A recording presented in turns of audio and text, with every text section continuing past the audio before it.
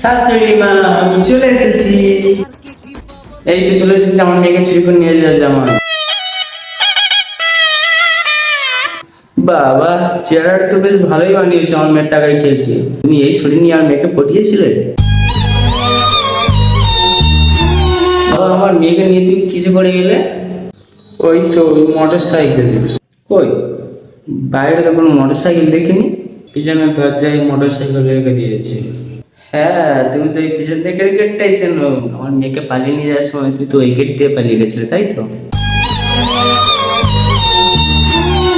শাশুড়ি মা, ব্যাগটা রাখুন, ব্যাগ মিষ্টি রয়েছে।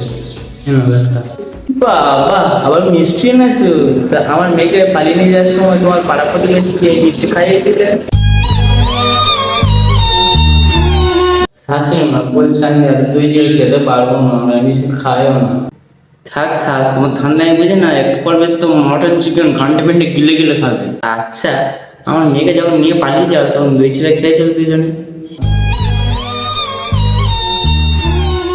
এই তো আমার না, বলছি শাশুড়ি মা, এত বড় মাথায় কি আর খাবো? কেন, সেভাবে আমার মেয়ের মাথায় খেয়েছিল? আমি অনেক সহ্য করেছি, আমাদের দুজনে পালিয়ে বিয়ে করে অনেক কিছু বলছে তোমার মা। এবার যদি কিছু হলে তোমার বোনকে নিয়ে পালিয়ে যাবো, সেটা হ্যাঁ পড়া হচ্ছে।